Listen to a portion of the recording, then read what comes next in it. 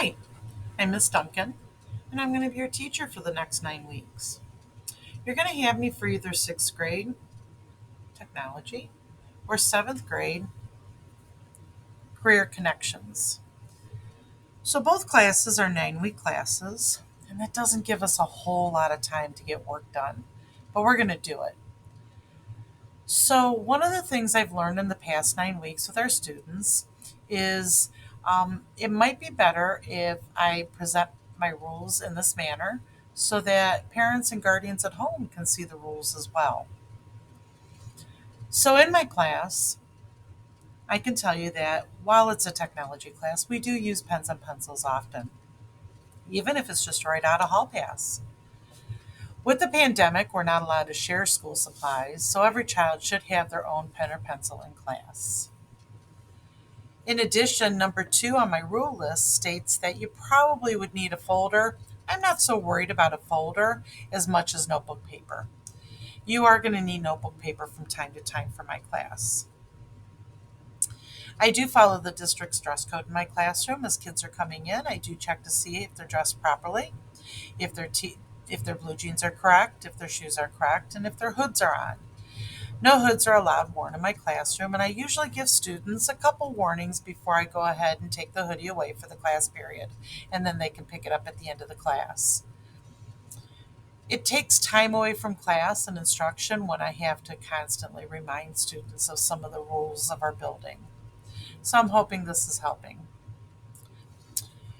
Rule number four is to be seated when the bell rings.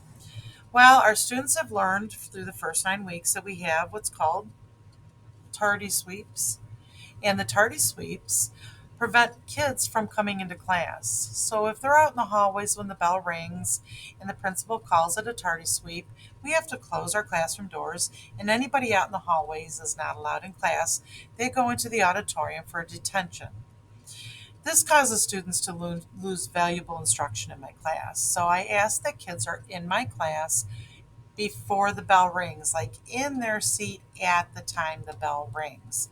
Because once that bell rings, if I'm told to close my door, I have to close my door. I ask my students, as well as myself, to respect people in my classroom, equipment in my classroom, and the furnishings in my classroom. I have a lot of desktop computers, as well as each student brings in their Chromebooks. And respecting the property helps these things last longer, and it gives the kids tools and resources that they need for a proper education.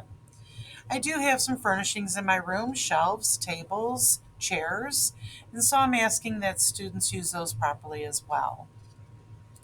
Number six is to adjust voice level when you're in my room.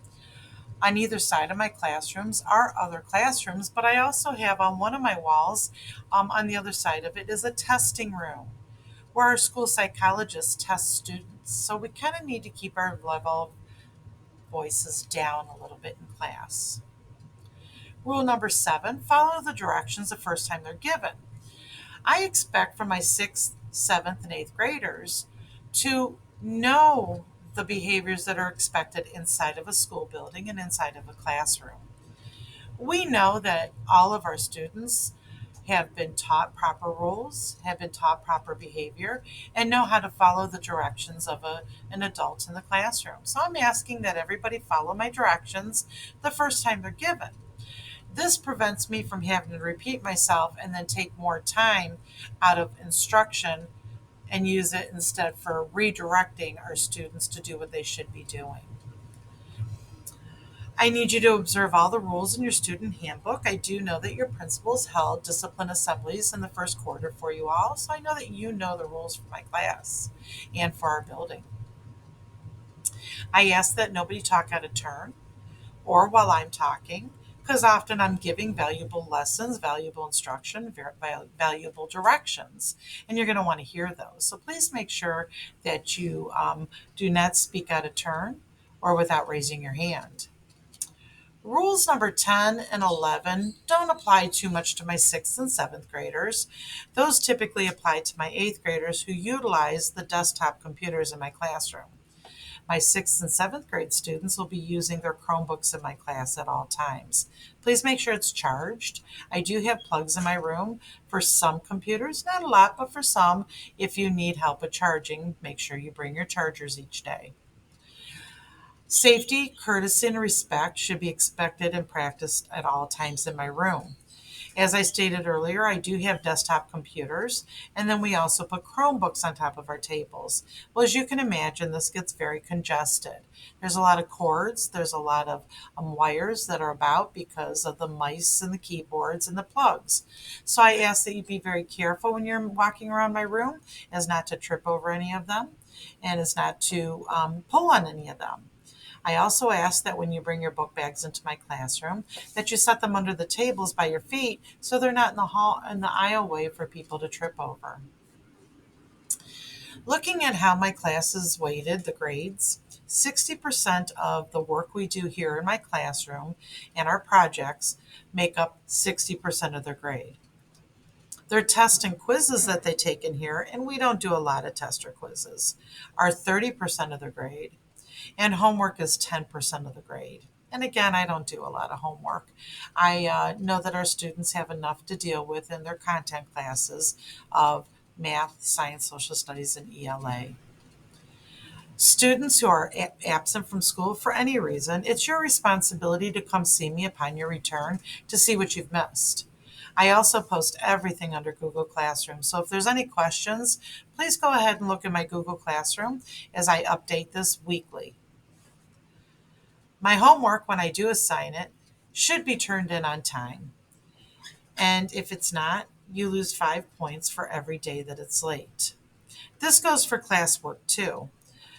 Mom, dad, grandma, grandpa, guardians, and students, please know that we use due dates for our assignments here at Heskett.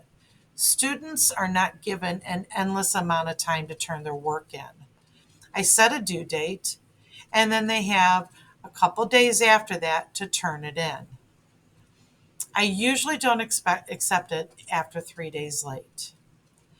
Again, due dates are very important in the workforce, and that is my job as a careers teacher, as a business teacher, to teach your child how to interact once they get out in the real world and have a job. And part of that is adhering to due dates. When I set a due date, I do expect my students to turn their work in at that time. I always give my students more than enough time to do their work. And what's really great about having our Chromebooks is if they don't finish it in class, they always have access to it 24/7 from home as well. So there's really no reason why any student should be late with their work unless, of course, they were absent or needed additional help. I also want to remind students, as well as parents and guardians, that simply turning in the assignment does not necessarily mean they will get a good grade. I do grade my work, I go over it, I correct the papers, I give points, for correct answers, and unfortunately, they do not get points for any incorrect answer. So simply clicking turn in on Google Classroom does not mean that you have all of your work in and therefore you've received all of your points.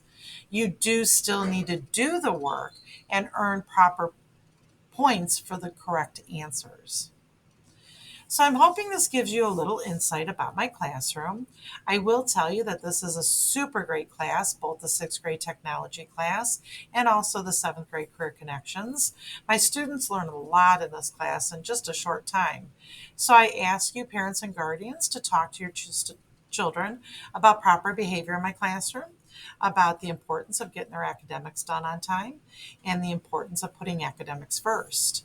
And in return, I promise to teach your children valuable skills that they're going to be using the rest of their life in a respectful, fun, and warm environment. So thank you so much for letting me teach your children. And kids, thank you so much for listening, and I look forward to teaching you. See you soon. Take care.